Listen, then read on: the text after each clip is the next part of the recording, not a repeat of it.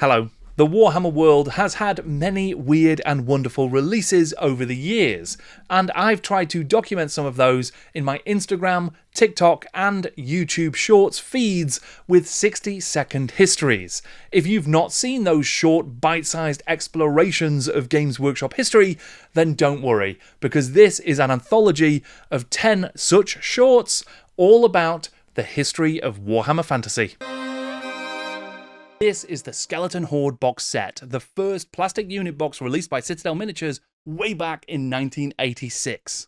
After the failure of the first mass-produced plastic miniatures at Citadel, the 60mm scale Fighting Fantasy range, and then the sort of success of the multi-part Psychostyrene Dwarves and Drastic Plastic Orcs, this box, designated PBS-1, would contain 6 sprues of skeletons with shields and hand weapons, enough to make a true horde of 24 skeleton warriors. It's hard to pin down exactly who sculpted these skeletons, but it was and/or either Bob Naismith, Alan Perry, Michael Perry. The box art was by John Blanche, and it would be used again in many places.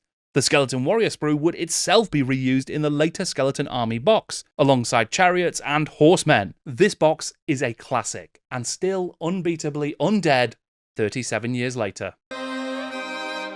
This is the Dwarf King's Court, a set of 8 Citadel Dwarves, 1 Gnome, and a bear that make up the court of King Doomin Ironbeard. Included in the box are Queen Azabel Dragonsmiter, Orizad Oldrock, the King's Champion, the Queen's Champion, Quentin Limpfondle, Fungil Wisebeard, the Royal Armourer, Sergeant Dimgol, Master of the Guard, the bear called Cyril, the Royal Guard, Mimbrin, Corbett Shortstuff, the Gnome Jester, and of course, King Doomin himself. The box was released in 1982 as Specialty Set 2, sculpted by the Perry twins, alongside the Champions of Chaos, Night Elf Patrol, and Goblin Raiding Party specialty sets. I, for one, would love to see the old world return to the long-lost court of King Ironbeard, especially if it costs the same as the original set, just £3.95.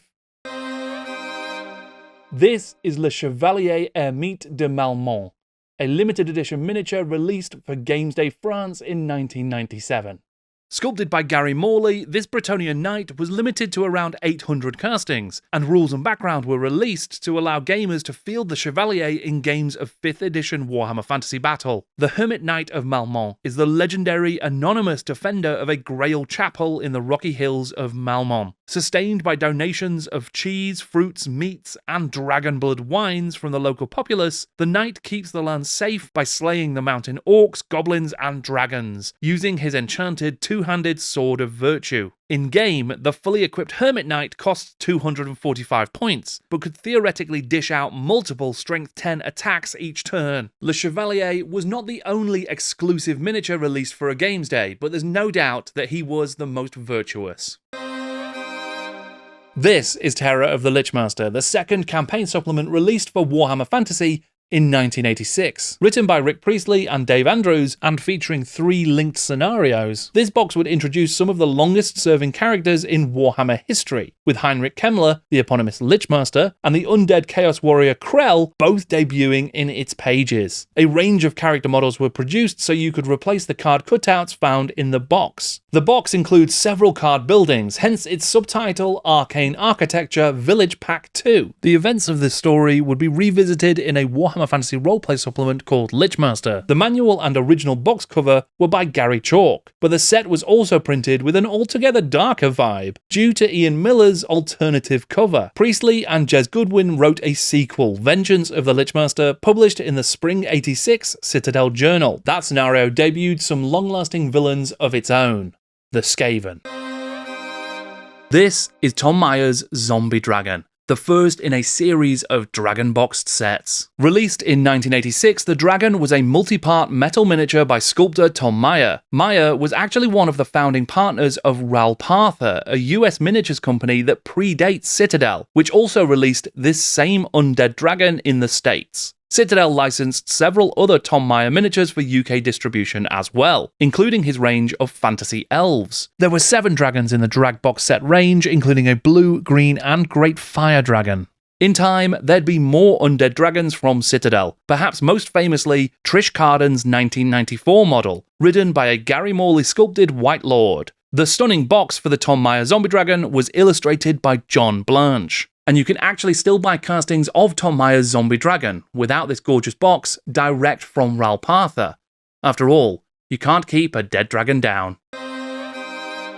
This is the Marauder Giant, one of the greatest giant models ever made. The Giant was sculpted by Ali Morrison under the Marauder label, the separate miniatures company that he and Trish Carden founded in 1988. Marauder was first announced in White Dwarf 106, and was said to be producing a wide range of fantasy and science fiction miniatures, starting with orcs, goblins, and dwarves. Whilst there's plenty more to the Marauder story, and plenty of classic miniatures emerged from the company, it's possibly the Marauder Giant that is most fondly remembered. It was released in 1990 and debuted in White Dwarf 124, alongside some outsized, but definitely not out-axed, dwarf giant slayers. With recent news that this magnificent giant will bestride the old world once again, I can't help but hope that more Marauders emerge from the dark past as well, but none of them have left quite as great a footprint as this guy.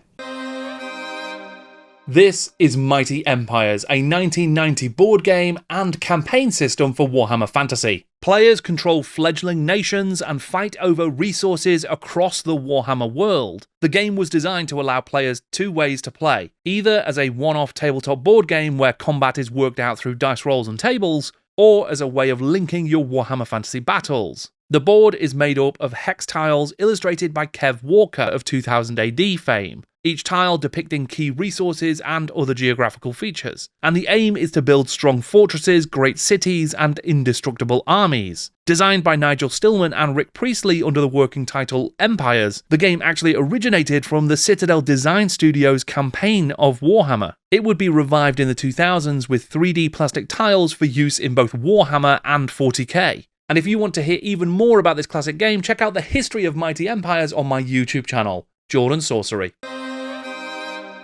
This is Rothiog, the dangerous ogre mercenary captain that has tormented the old world for decades.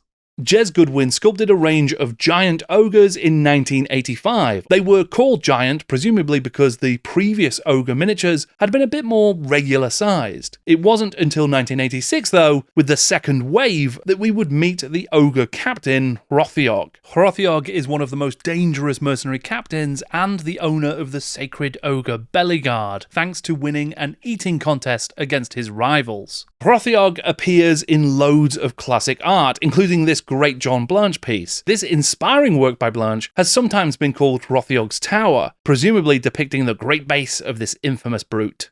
He may be a little bit shorter than his modern descendants, but in a battle to the death, or an eating contest, I'd still put my money on Rothiog.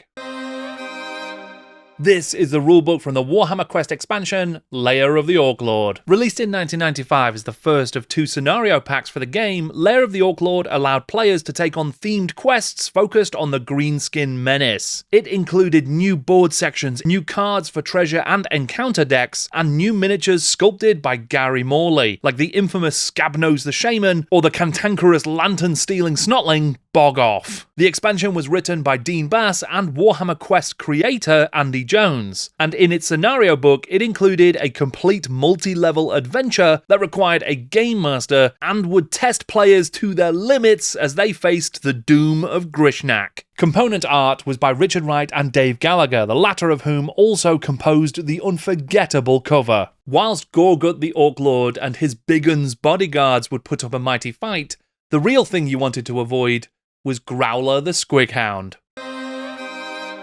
This is an Earth Elemental, one of 4 Citadel Elementals released in 1984. This monstrous magical being was sculpted by Nick Bibby and released in the C34 range, inspired by the art featured in the second edition of Warhammer Fantasy Battles. There would be other elementals in the early Citadel ranges too, with Plague and Mud elementals available in the C29 Monsters series, and the elementals of Life and Death would eventually make their own appearance as well. Although they are not identical, it seems likely that Gary Chalk's truly incredible art for the elemental magic cards in 1989's Hero Quest was inspired by the same art as Bibby's elementals. Like the Winds of Magic themselves, the presence of elementals in the lore of Warhammer has ebbed and flowed, but with elementalism back on the menu in the old world, it seems likely that they're here to stay.